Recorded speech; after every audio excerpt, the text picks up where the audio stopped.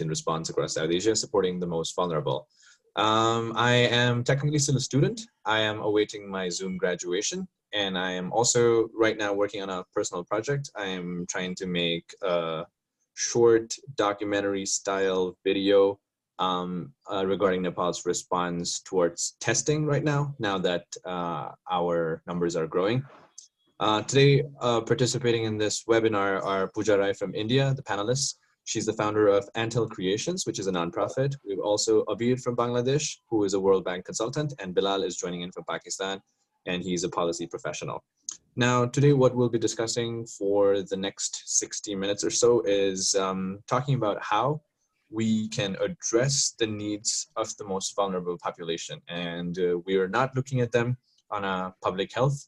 We're not taking a public health approach, but we're looking at it from an economic perspective, like who are the most vulnerable. We're talking about people who are lower down the economic strata. So first of all, I think I would like to welcome our panelists. Pooja, would you like to briefly introduce yourself? Sure. Thank you so much, Supril. Hi, everyone. My name is Pooja Rai, and I run a social enterprise based in Bangalore in India. So typically we work with low-income communities to help children have equal rights in terms of play, and we will playgrounds for them. But with this COVID pandemic hitting these communities, very badly, we have stepped forward and helped them in many ways. The first being most of these people have lost their jobs. And they were stuck in the cities with absolutely no income, no food to eat, or any means to support their families. So we sort of pivoted ourselves and did what we could to help these vulnerable communities. And we are constantly sort of innovating our approach, and our efforts have been to be able to help them in ways that we can. Also collaborate with other organizations and government to make this possible. All right, I'll quickly move on to Abir now. Abir, would you like to give a brief introduction for our audience, our participants? Thank you so much. It's a great privilege and honor to be here. My name is Abir. I'm currently working with the World Bank, but I also run an organization called Youth Policy Forum. So the idea is we do youth-led policy advocacy, policy dialogue, sort of to discuss the most pressing challenges of our country and the world that we face now by young Bangladeshis and young Bangladeshis from all over the world. And one thing that we have been doing during this crisis, and we've been trying to sort of bring together the different youth-led voluntary organizations and sharing their stories to the public so that more people can join on board with them without replicating the process or the systems. The other thing that we are doing is we just got our budget announced, and we did a series of dialogues trying to nudge our policymakers to look and sort of address the needs of the most vulnerable and make the budget pro people. Because for a long time it has been pro elite, and I'll go into more details when we talk. But yeah, that's it for me. I think as Pooja mentioned, our focus is very much on the most vulnerable population. All right, and next we have Bilal from Pakistan. I would like a short introduction from you. Thank you, Supral, and thank you for this opportunity. It's a great privilege to be here. My name is Bilal, and I'm a private sector consultant with experience in education and health sectors. Currently, I'm working with the Ministry of Planning in Pakistan, supporting COVID Secretariat, basically supporting the ministries in developing resilience and COVID-resistant plans in the next financial year. All right, great. Now, before I begin, I would want to focus on the topic of the webinar that we have, response across South Asia, right? So in the beginning, South Asian leaders did have a short video conference and did show their presence, but SARC, South Asian Association for Regional Cooperation, has pretty much been inactive throughout this whole, as the pandemic has been growing more deadly. Would any of our panelists want to comment on that, like the presence of SARC, why it has been so minimal?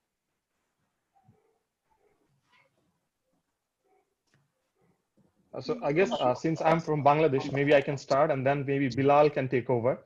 So Okay. The last meeting that SARC had at this level was in 2014. So that goes on to show how active this organization has been and our leaders has been. I would say every crisis is an opportunity, and the meeting that happened on March, most of the head of states were there, chaired by Narendra Modi of India. Pakistan, of course, sent its health minister, but I would see that as a progress. I think that opened at least a window of dialogue and discussion. And I think this is a positive, but I guess if we look at other regional cooperation organizations, SAARC still has a long way to go. And maybe there's a role for youth and youth-based advocacy to make SAARC active and do research jointly, do responses jointly. It cannot always be the World Bank and UN pushing the South Asian countries to do things together. It has to be led by their government. So I guess this is a great opportunity and should be carried on. Completely agree with Abir here. Also would like to add that it's, as Abir pointed out, it's not unusual for SAARC. It's not happening for the first time. SAARC has been quite inactive since its very inception. And so in the current pandemic, the countries have not taken this as an opportunity, but have kind of maintained the status quo. I think it's also important to point out here that if something is inactive and suddenly a pandemic hits, it suddenly cannot automatically come to life. Maybe what Narendra Modi tried was probably too much and too soon, given the lack of trust between the countries right before that. I really think that sessions such as these are really helpful in building confidence. What's known in the diplomatic discourse as the confidence building measures. So I think sessions like these can really build trust and bring people together. And once we're past that stage, we have a field to play on. Would Pooja like to comment, or shall we move on to the next question, straight to the topic now? Yeah, I just have one small comment to this, because I work very much on the ground with communities. I believe that a lot of these discussions happen, but I think if we completely leave it on the the heads of these countries to take it, I mean, there's a lot of requirement from youth to come forward and help those policies to get implemented on the ground as well. So I think we all need to work in collaboration, something that I've seen in the country as well, something that needs to be done across countries now. So let's talk about the direct effects of the pandemic, like the COVID-19 crisis. So in Nepal, at the beginning of the pandemic, the messaging that was coming from private media and the government was that, oh, this is a virus that affects everyone, regardless of their economic status. So we need to, practice these methods, stay at home and everything. But over time, what we've seen in Nepal is that those getting infected are people are migrant workers, and they've been coming into Nepal and getting tested here, right? What happened was a lot of these, since March, 750,000 Nepalese workers working in India have entered the borders. And a lot of them haven't been tested, or a huge number of them, some 100,000 or so, they're in government sanctioned quarantines, and our quarantines are not the best standard, if I may add. So let's talk about how this, at the beginning we said this pandemic, this virus doesn't distinguish between the rich and the poor, but we can clearly see that it's the poor that are getting infected in Nepal. What's the situation like in India, Pooja? Sure. I think it's very similar to what you said, right? It is a disease, it is a virus that affects rich and poor equally in terms of the health, but it has affected all of us in terms of economic, social conditions. I think people come from a place of privilege when they say that it is affecting everyone equally. I have personally been to these slum communities who have been badly affected, right? The corona hasn't hit them, but the hunger is killing them. So without even having any plans as to how we will support these communities, all of these people have lost their jobs, and not just the bottom of the pyramid. I feel even middle class has started getting affected now. A lot of companies have done mass firing. They're not able to support the workforce, and it is hitting very badly. And exactly, even the quarantine, I think, did not have, I think the country lockdown in some way sort of controlled the numbers, but now that things have opened up, the numbers are increasing again. So, I mean, the good thing is that now we have containment zones, and the entire capacity for testing and everything has increased, but it is still not up to the, the requirement which is there. So it is affecting everyone very differently and badly. Mhm. I'll quickly move on to Bilal now because he's in Pakistan. I was looking at testing rates across South Asia, and Nepal's doing slightly better than India, and that's become a great matter of pride for our politicians who are trying to distract a large population. But Pakistan is very well behind in testing. In Nepal, I'll give you the statistics. For every new confirmed case, we're doing 16 tests. But in Pakistan, that number is very, very low. Would Bilal like to comment on Pakistan's testing strategy, testing status? Yeah, absolutely. No, I think this is a big decision that the government has taken to focus more on economy, kind of prioritize economy over public health, which is could be a really dangerous move. The testing rates are really, really low. And the zero prevalence survey, which is basically you randomly test people in the community to see, what's the general prevalence of the survey of the viruses in the community. The zero prevalence surveys have showed that the spread of virus is actually much, much more than what government is telling us. And some estimates have suggested that in larger cities, that they're as high as 14%. And so it range between 5 to 14%. Yeah, so this is a big concern for the policymakers in Pakistan and for general people here in the country. Just a point on the previous question. We can certainly take a class angle to this pandemic. I think if you consider the upper class of the society, they're probably faced with the health challenge as far as the pandemic is concerned. Whereas if you look at the lower strata, they're challenged with both health and the economic brunt. I'll just stop here and let you go to Abir then. I'll quickly move on to Abir now, and because he's a consultant for the World Bank, maybe we can talk more about this. The pandemic has clearly shown the differences in the conditions of the rich and the poor. So would Abir want to comment on that, put on his World Bank hat for us? Yes, very happy to do so. But before I go to that, I just want to make one thing clear from the World Bank. I think, if you compare the previous responses by international organizations, this COVID has been different, and this has been positive, because the World Bank and other international organizations have been very clear from the beginning that these developing countries have a very little fiscal space, and we need to give them money to spend on healthcare and social protection system. But having said that, if you look across South Asia, Pakistan, India, Bangladesh, the social protection system and the healthcare system is severely underfunded and underdeveloped. And to some extent, this is also because, as Bilal mentioned, that there is a duality in the system that exists. For example, the rich and the upper class, they can access private healthcare facilities in the cities. They can also go to places like Thailand and Singapore for treatment. But the poor are left with public healthcare system, which is severely underfunded. If I give you statistics from Bangladesh, less than 1% of GDP goes into our public healthcare system. And now when a shock like COVID attacks us, we find ourselves underfunded, unprepared, and in all sort of a mess.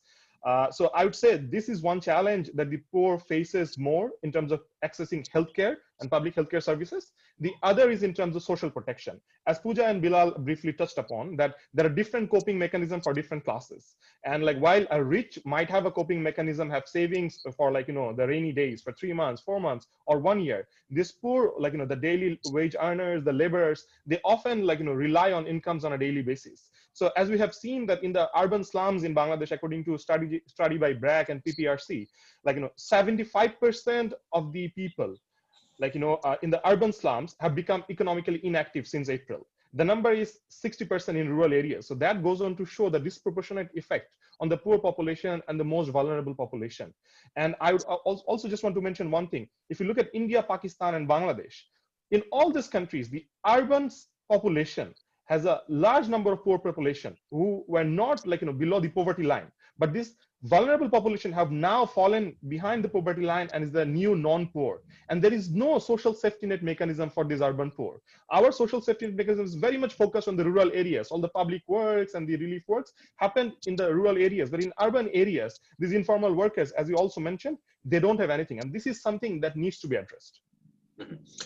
So speaking of the most vulnerable, like you mentioned, in Nepal, this is based on my own personal analysis. I think right now the most vulnerable are migrant workers because they're losing jobs and they're coming back home. And what this is a hierarchy that I think makes sense for myself. Migrant workers are coming back home, and then there are workers in the formal economy, right? And because there's very little production going on right now, you can see that they're also, we can consider themselves them economically vulnerable as well. And then there are daily wage workers, workers in the informal economy who are outside the tax bracket, and those already under the poverty line. So I would like to focus on Pooja on this one. So Pooja, when you're, because you run a nonprofit and now you're focusing on relief distribution, how are you doing this? What Sure. statistics are you following, or like what databases do you take to do your work? So I think this is a time where, for the first time, I'm seeing in my little experience that the government and nonprofits have come together and we are working very effectively. We are so I'll give you an example of Bangalore. So when we started doing this relief distribution, and how we got into this was a few communities that we had worked with reached out to us for help. And our first response was, but this is not what we do. But it is a time when everyone, you cannot say that this is not my job. I think everyone is sort of coming forward and trying to do whatever they can in their capacity. And then we had to figure out everything from scratch. So we reached out to the government authorities because the country was on a lockdown. Even we did not have permission to go out. The government has created this very beautiful sort of a system along with a few nonprofits to make a record of, like where the distributions have been done, which are the people who need it immediately. There's a helpline number which is very, very active. So I think in collaboration, we can always say that the system is ineffective, but I could see in this particular time, people were actually coming forward and helping. I think a lot of organizations who were doing something else pivoted themselves and were able to sort of do small, big changes that they could. Citizens themselves are taking ownership. There is high awareness that has happened over the past few months. So even these communities in the beginning, they were not very. In the beginning, they thought it is maybe just a holiday. Like, children didn't know what this actually means. Mm-hmm. But I think now there is very high awareness. They do not come forward without a mask, even after and the police have been very strict in terms of maintaining the containment zones and maintaining the entire social distancing, which is there. Because you already you already work with young people who want to make a difference. I would like to present you a question from one of our participants, Nayan, who says, what is the status of like the middle class apathy towards major social issues, including layers of discrimination against minority caste and ethnicity or gender or religion or class in your country? And do you think this pandemic can change the middle class attitude towards communities that have been historically marginalized? I think this pandemic had actually brought the fault lines, as we say, right, in front. Like the differences were always there. It just became more apparent when the crisis came. People had more trust in their own communities, in their own class, religion, right? Like, so I think that differences we did see. So I will not be super optimistic about it. Like we were very clearly able to see those differences. And but I feel that's not all. There were at least the government that I have been associated with. They have been looking for innovations.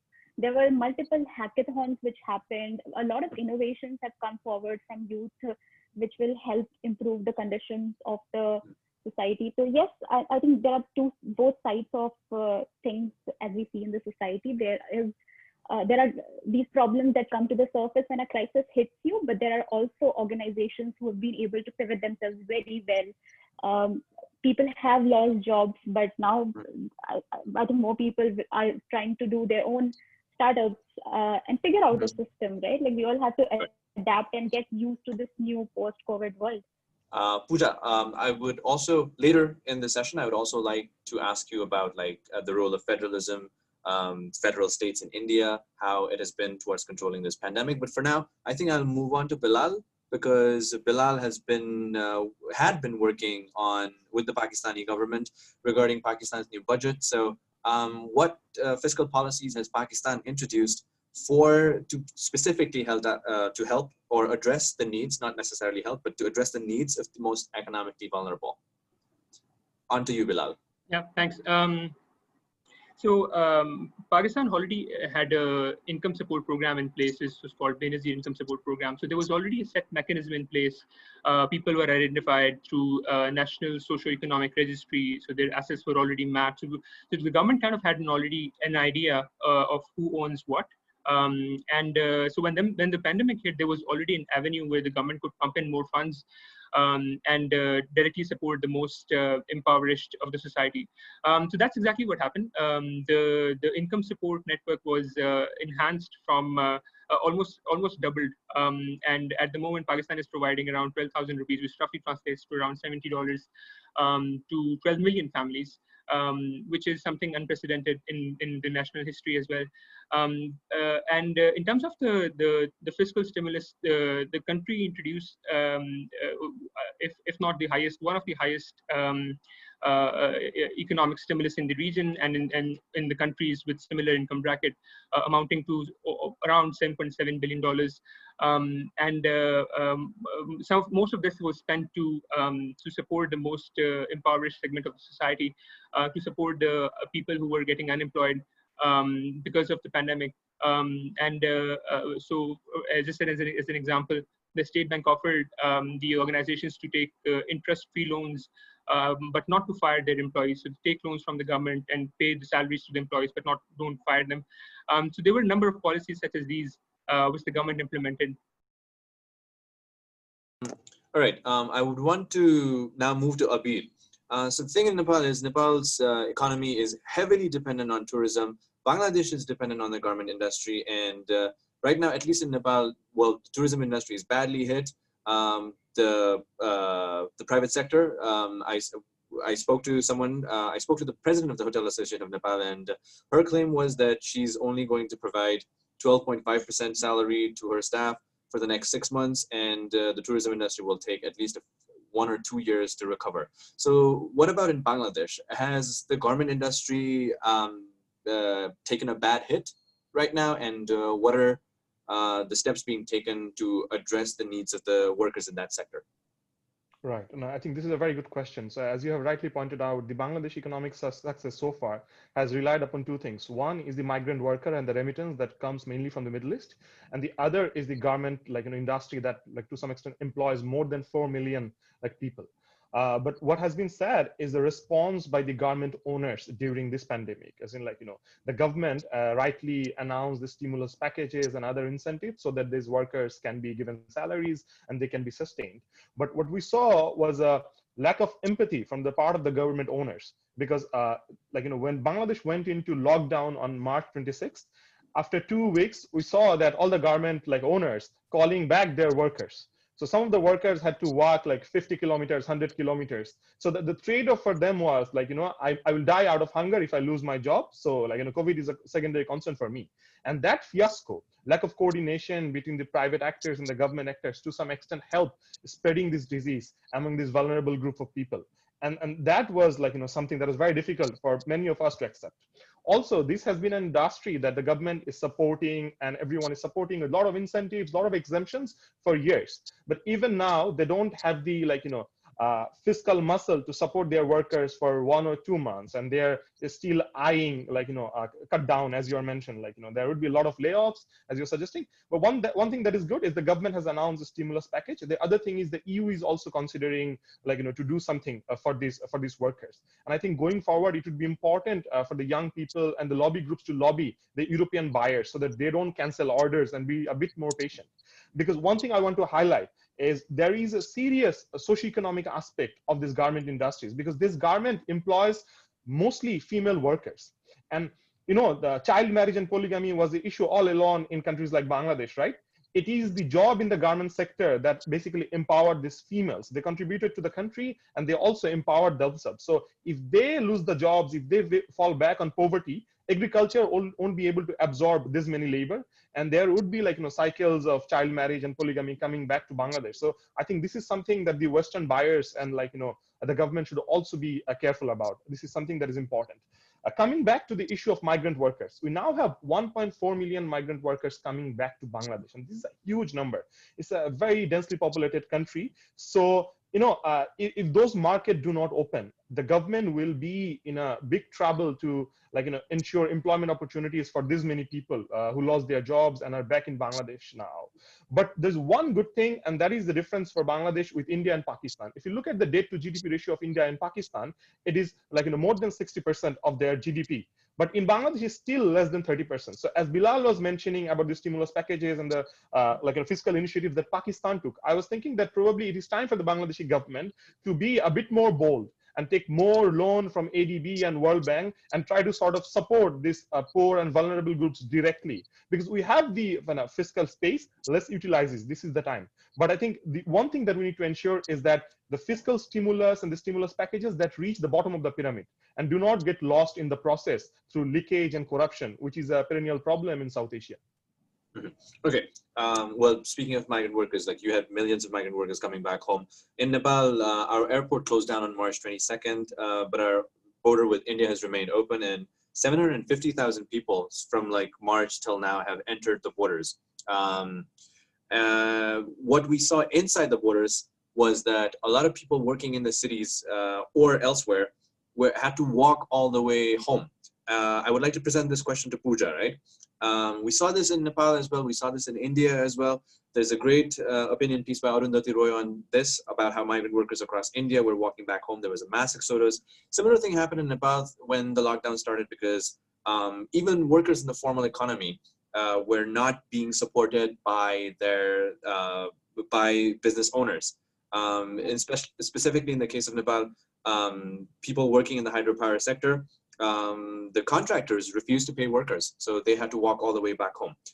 There's a question from one of our participants as well, Bhagirath Yogi, and he has presented this question about what civil society can do right now when this is happening. I'll quickly ask Pooja this question.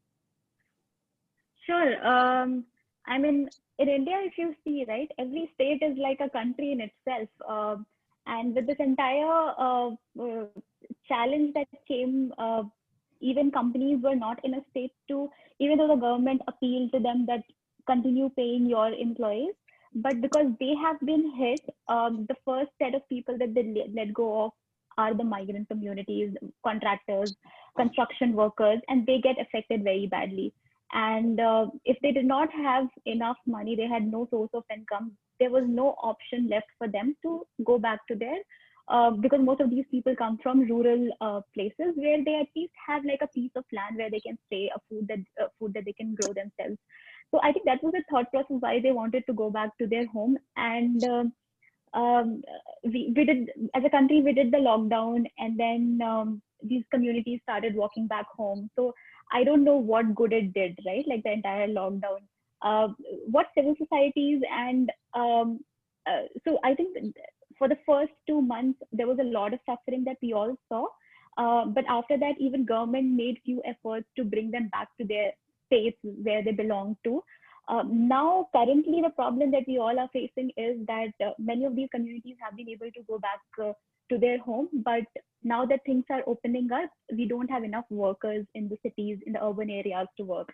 And the people who are stuck and do not have a job, like the state government do not have enough funds to support them. So they are appealing to the central government, and central government is telling the states to be able to sort of support them. So I think there's a lot of like responsibility that and ownership that the people and that the government is not taking, and there is an effort, but I think the problem is still there. I will stay with you actually, Pooja, and I want to talk about federalism. Now, Nepal's federalism is in its very, very nascent stage, and right now the coordination between the central government, the federal government, and the provincial governments, it's a very weak mechanism, and we can see that even when it comes to like health infrastructures, it's the province that holds the capital. We're doing great in testing, and we also have sufficient health infrastructure, right? So right now in Nepal, what we can see is that there's very weak coordination between the provincial government and the federal government. Beston Samuel from the University of Oxford has presented this question: how has the epidemic exposed the fault lines of federalism in India, with the center often overriding state needs and concerns? Pooja, would you like to address this question? Yeah, I think I completely agree to what this participant is saying, right? Like it has brought, I think, fault lines on the surface, right from the CSR laws, right? Like only the funds which are, so a company has, so all the CSR funds which will be donated to PM Cares Fund is the only fund that comes under CSR. So most of the companies donated to the PM Cares. And now the central government is telling states to take care of a lot of these challenges themselves. So it's a very, there is no sort of like a clear transparency to the public as to what is happening with the funds, how is the central and the state working together. In fact, like some of the states have handled things very well. And in some states, the numbers are increasing. So there is very, very little learning that I see that we are taking from each other. Even in terms of like these migrant labor communities going back to the different states, the testing which is happening, the quarantine centers, some of the states have institutional quarantines. We've seen people running away from these institutional quarantines. Some of the states are very flexible.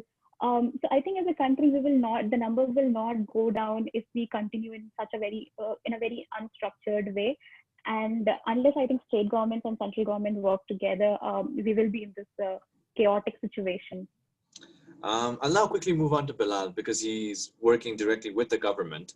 There's a question as well about whether digitization has helped in this pandemic, and especially when it comes to contact tracing, tracking, and response for the vulnerable population. So Bilal, what efforts, like Pooja mentioned earlier about how hackathons are happening in India, what about in Pakistan? What efforts specifically in terms of technology has the Pakistani government taken to address the most vulnerable, the most economically vulnerable? Bilal, this one's for you.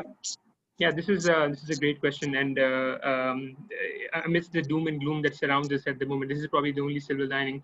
There's a quote commonly associated with Winston Churchill: "And never let a good crisis go to waste." Yeah, coming back to this, I think this pandemic has acted as a catalyst which has forced not just the government, but the businesses, the private sector as well, into rapid digitalization. Not to say that this was not already happening, but the pace has certainly increased. I was just looking at the news the other day, and it seems that the e-government initiatives and the filing system, which was a big problem in the governments in South Asia, they are being digitalized. The recruitments are happening online, even in the government sector. In the private sector, the digital finance is booming.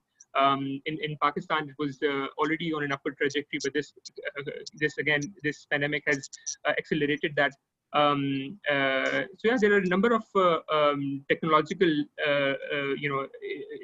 initiatives that are being undertaken because of the pandemic.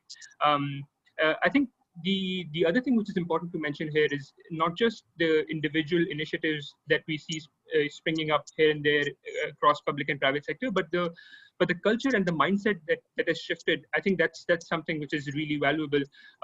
It's even in the government, it's much more acceptable for people. And just to give a very layman example, it's very much acceptable for the government bureaucrats to now join meetings through their phones or through Skypes, which was something which was unheard of and which was thought of as informal or unprofessional. But this is something which I hope will continue and only increase from here on. All right. I'll quickly move on to Abir, and we briefly spoke earlier on how there's been very little funding for public health infrastructure in countries across South Asia. There's a question from one of our participants on what governments can do to address this situation. So Bilal, maybe you can give us some perspective regarding that, on how we improve our health infrastructure, or going into the details of it, going to the specifics of it, what can governments do to ensure that there's more funding going into the public health sector in their countries? But I think first of all, I want to ask Abir this. I'm sorry. Oh, sure. I'll come back to you. Okay. I think this is a very good question. So I think one thing that we need to clearly understand, and this is something that has been missing by the governments and economists alike, that there is no trade-off between lives and livelihoods. This is a very short-run concept. If you think of there is a trade-off between lives and livelihoods. If you think of the medium run and long run, like, the country that can come out of this crisis without with a healthy population, healthy workforce, is the country that will rule the world going forward. Look at Vietnam, how they have survived this crisis, and now they are taking all the investment that is going from China, like all the Japanese and US investments that going out of China. Vietnam is taking that because they put in place the healthcare measures and they were able to stop the infection and the spread of the disease. And I think the South Asian government need to understand that if we want to survive, what we need to ensure that we maintain a healthy workforce post COVID-19. Why is that? Because if you look at the South Asian countries, we have a very young workforce. Like, this is the future, and the demographic dividend that we have, we can only use that if we have this workforce healthy and intact. So having said that, so there is one particular thing that needs to be addressed. One is the allocation in healthcare system, which is really low across the countries. Second is the utilization of the allocation that goes to healthcare sector. You would see there's a huge showmanship in the healthcare sector, like the big infrastructures, the big hospitals, the big machines. But if you go to these hospitals, the field hospitals, you will see none of these machines are working and none of the doctors are there, working. So you need this soft infrastructure, the quality monitoring and implementation, the transparency mechanism, the healthcare system governance mechanism, that needs to be improved. We cannot just invest on the hard infrastructure and then do not talk about the soft infrastructure. The other thing is, this crisis has taught us that public health is a public good. We have been arguing that for a long time, that public education and public healthcare system is a public good, and that needs huge amount of investment from the state. And as Pooja and Bilal was mentioning, I also had this realization that probably this crisis is a wake-up call for many of us, because I see now young people of Bangladesh go to neighborhoods they have never gone to. For example, they have reached out to the sex workers, they have reached out to the transgender communities and the neighborhoods where they live. This bonding, this connection would never have been formed, if this crisis did not come. And I would like to think that as a positive, understanding their pains and their sufferings, and then being able to bring that in the public discourse that we have. I think that is very important. And this is something that will be important going forward as well. The other thing is that we also learned that, how different classes are to some extent connected with each other. We have seen the duality in the system, that this rich can access good healthcare in private clinics, but now they have realized that when there were no private clinics willing to open their doors for even the rich, they realized they have to go back to the public healthcare.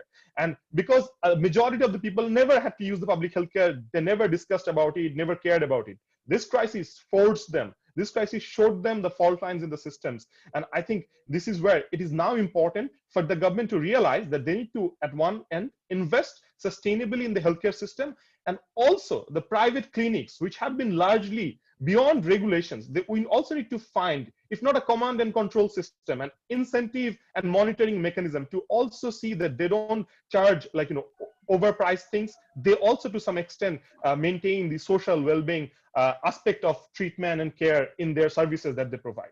And before I end, I just want to say one more thing, is that you will see an obsession across South Asia among politicians on GDP, gross domestic product, and how that is increasing.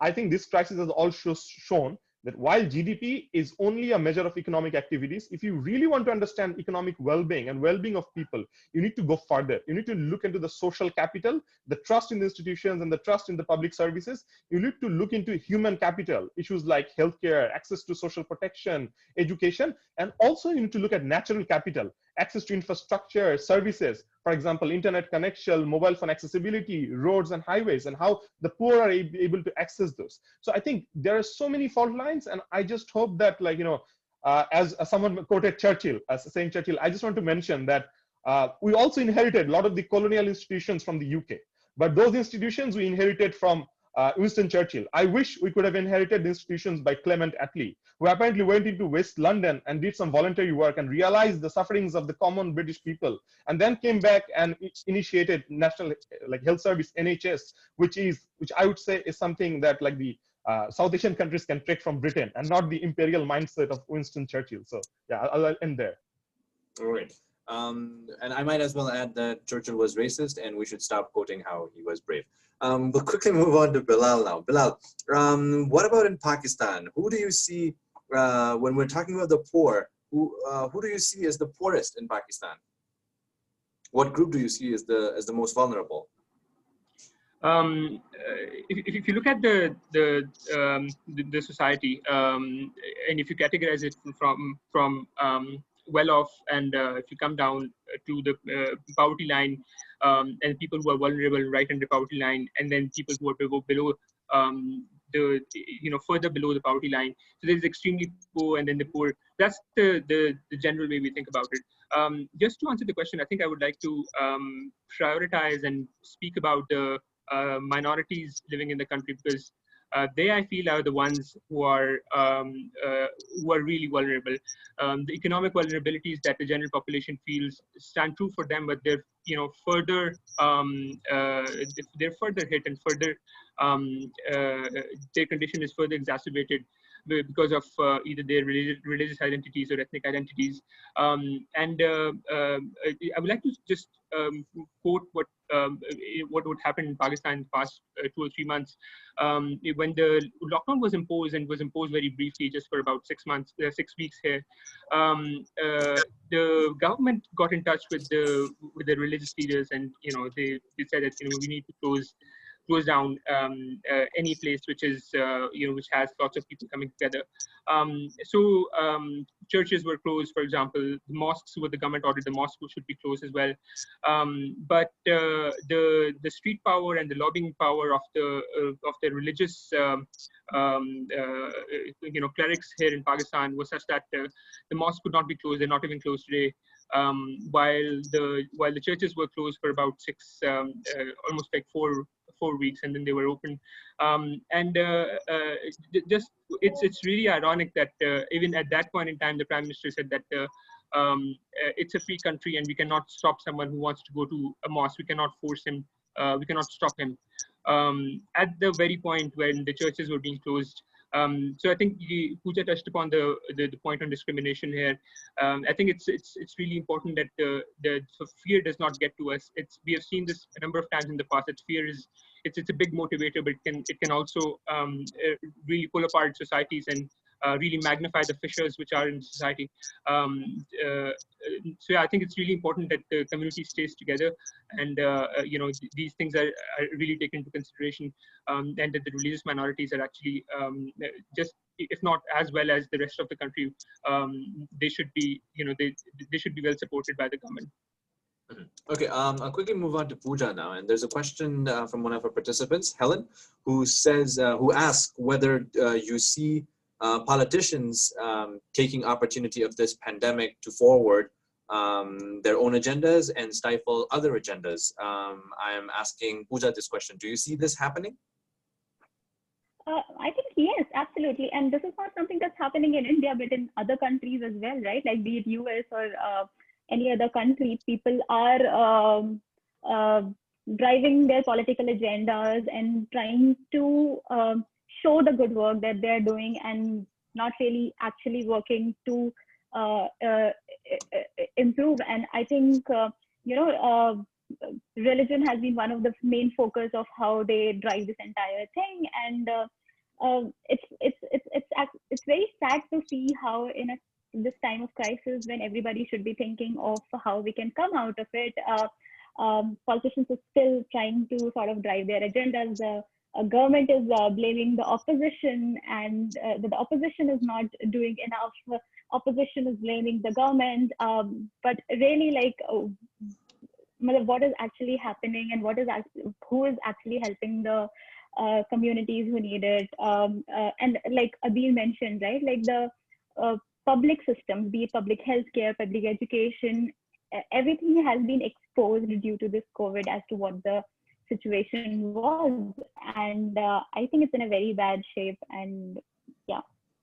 Okay, Pooja, because you're already in a civil society and you run your own nonprofit and you're doing this right now, what can we do in the future? Like now, I would want to talk about Wuhan in China, where this whole pandemic started, but where it's now largely contained. what happened there was communities were coming together and they were helping each other. Those people who were isolating themselves at home, or those who were quarantining themselves at home, people were bringing them food and all the necessary supplies. In Nepal, what you see right now is there's mistrust among people, especially if you've left the cities and, well, no one's coming back. But if somehow you manage to come back, there's a lot of mistrust. People are seeing their own neighbors as bringers of disease. So how do you think we can change this mindset as for young people? Because I think when you are able to convince young people that certain actions should be taken in a certain way, then they will take that conversation to their homes, and then maybe we can see societal change. So how do you talk to young people to make a difference in their communities and, well, having difficult conversations at home? So I think one thing that we all have learned, and like what happened in Wuhan, like you mentioned, is slowly start to happen in India as well, where people have realized that their safety is in their hands. And if they do not take precautions, the public healthcare system is not in a position to help them. It's already breaking in few states. So I think the conversation that I am having with the youth of the society is that it is everyone's responsibility. You cannot say that this is a government responsibility or this is this company's responsibility, but we all have to sort of come forward. People who can do home quarantine, they don't have to necessarily go out, maintain all the social distancing and hygiene factors which are important. Schools are not opening up anytime soon.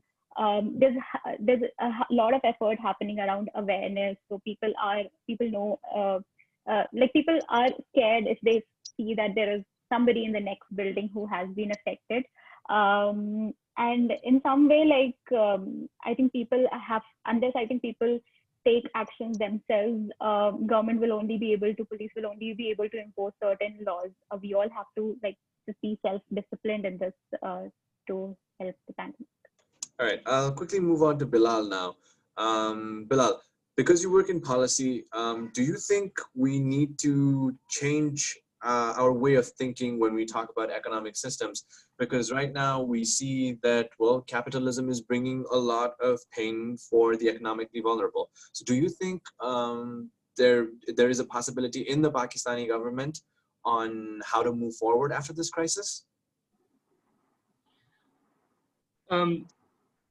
So as you rightly mentioned, the capitalist system in our societies, it's designed in a way which puts the weaker segments of the society under tremendous pressure. Even in this current pandemic, the workers that are forced or are who just have to go out of their homes and work in factories because of economic compulsions are the ones who do it, because if they don't do it, they won't have food on the table.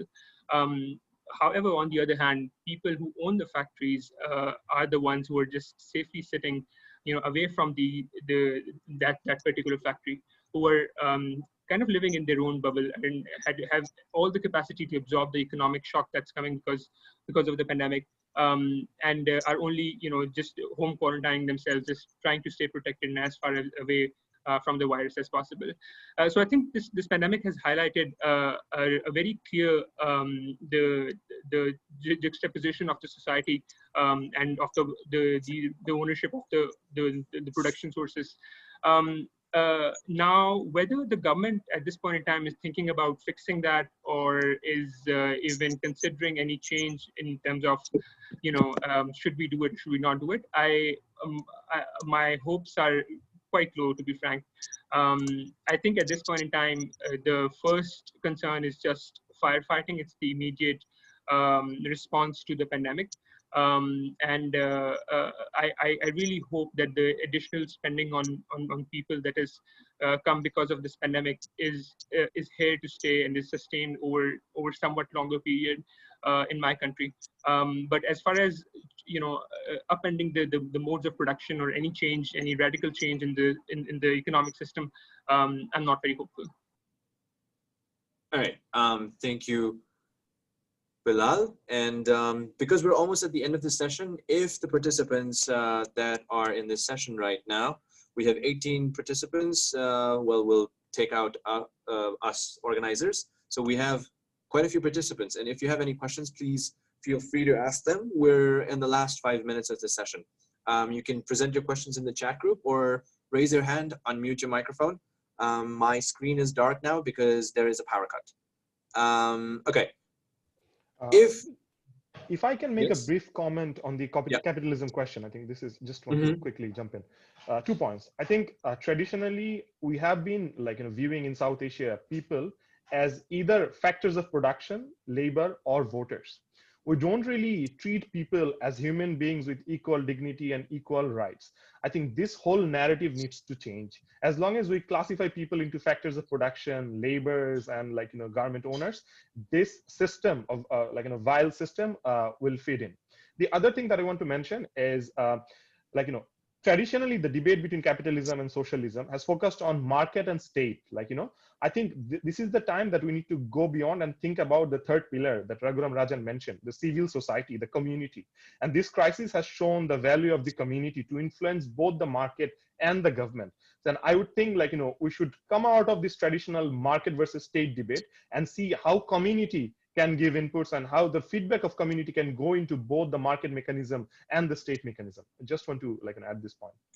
Great. Ronav, one of our participants, has raised his hand. So Ronav, I will now give you the opportunity to present your question, and please make sure you let us know which one of our panelists you want to ask this question. Ronav, please go ahead.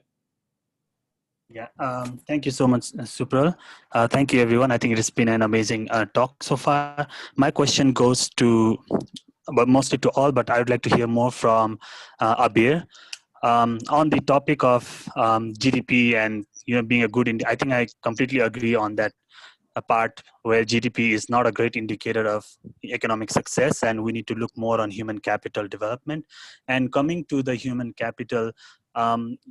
We are seeing right now the trend of the shift from an offline from an in-person to an online education system where students across everybody, across the world are in the online education. Some of the localities in Nepal do not even have those facilities. And, there's a problem of continuing the education pattern. And there's a lot of debate going on whether how much effective this is going to be in terms of having that credentials that the university system education can provide in terms of job market or employment or something. How do you see the impact of this system in the job or future careers or even the future trend of universities or degrees going online? Yeah. This was for Abir, I think, from Ronav. Yes. I think. Before Abir answers that, our participants, our viewers on Facebook, if you have any questions, you can put them in the comment section and we'll try to cover that as well. Now, on to you, Abir.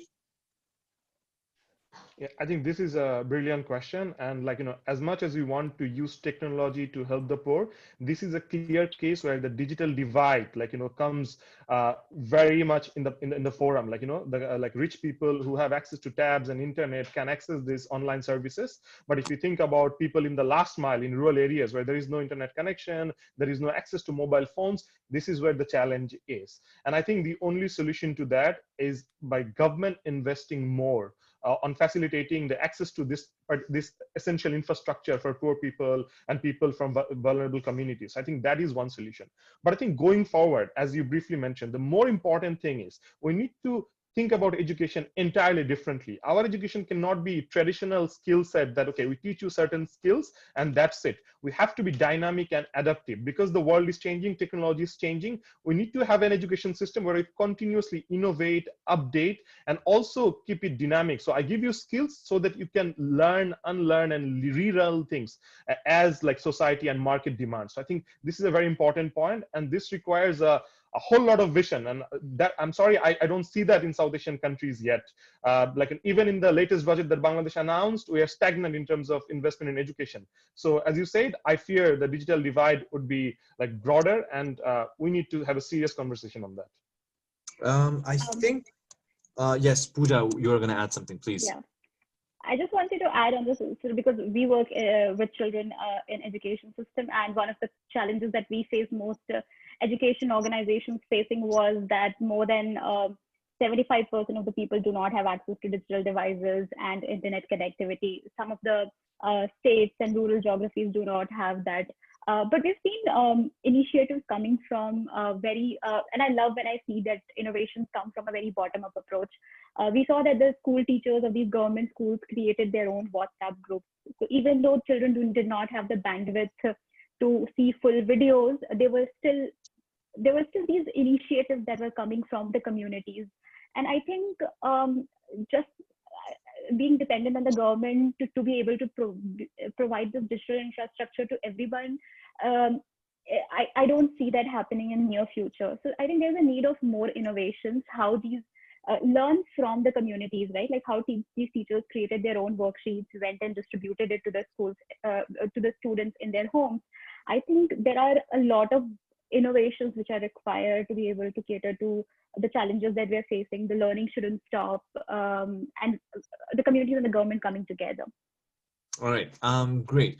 I think this is a good question to end the whole session with. We have a question from Bishal Belbase, who is working at Karma Health in Nepal. And his question is, how do we move forward now? I think we heard a lot about what the government should be doing from Bilal and Abir. So what should the private sector be doing? Or like, let's say, what should we as a community should be doing in the days to come? So maybe I'll hear Pooja's perspective, and then I will move on to Bilal, and then Abir, and then we'll end the session. So Pooja, what should we do? What should we be doing in the days to come? I think, yeah, like our economy has been hit very badly, and people have lost jobs. And something that has already started, right? Like supporting local and small businesses. So, I mean, of course, there can be rules and policies that can be made around that. But as an individual, if we start supporting local industries, small businesses, and let them not die, I think that is one small sort of a change which will help revive the economy sooner than later. Bilal, what's your say on this question? Yeah, very quickly. I think on an individual level, we all need to take responsibility and do what the, for instance, the WHO or the government guidelines are, to really social distance ourselves and not go out, so really basic stuff. And I think on the government level, I think I would like to re-emphasize what Abir pointed out earlier, that the choices in the government's two hands are not whether to save the economy or save lives. That is not the equation. You save lives, which means in the future you have a better economy. I'm reminded of a very interesting paper that I came across a couple of days back, which studied the impact of the Spanish flu in some of the European cities, and the result of that study was that the cities that were more that reacted quickly in containing the virus were the ones who actually did well economically a couple of years down the line. So I think this is a very important change of lens that the government needs to undertake. All right, Abir, let's hear from you. Yeah, just a quick word. I would say what we need to bring policies back to politics. Like for a very long time, South Asian politics has been dominated by divisive rhetorics, populist rhetorics in the lines of religion, race, and gender. I think it is time that the young people advocate to bring back policies into politics. And also, if you see the elite capture that is happening in politics by big money, by the business families, I think that needs to stop. We need to reconnect with the grassroots, and the middle class needs to empower in politics. I think that would determine the future of South Asia. And this crisis is a time where we clearly tell the politicians that we are exhausted and tired with all the divisive and populist rhetorics. It's time to get the work done, and it's time to discuss policies. That's one. One last comment. Between the Xi Jinping model of containment and the Jacinda Ardern model of fighting COVID-19, as a South Asian, I would pray that we choose Jacinda Ardern and let Xi Jinping be there. So that's very important to mention as well. Thank you. I think on that note, we'll have to end this seminar. It's a webinar, actually. It's 7:04 here in Nepal, and the power hasn't come back for where I am. So I've turned off my video. I think on that note, we'll have to end this webinar. Thank you so much to our panelists for participating. Thank you to the organizers. And I think this was a very great session. Any closing notes the panelists want to add, or do we just say goodbye now?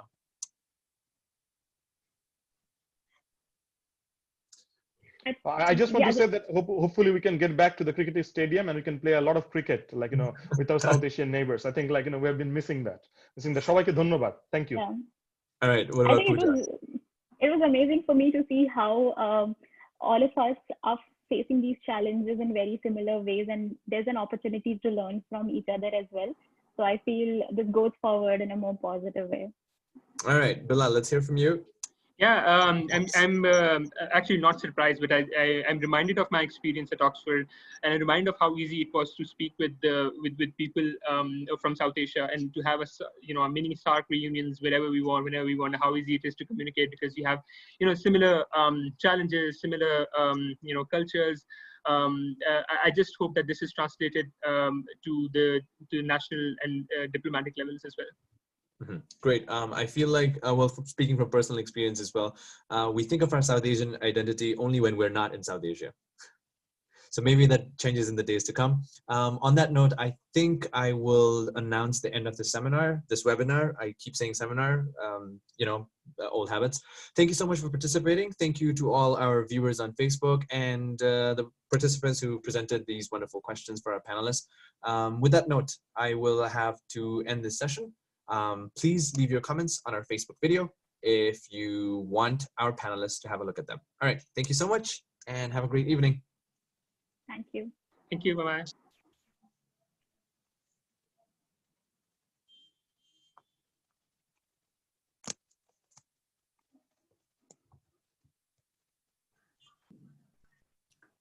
So I've stopped the live stream. Bhushan,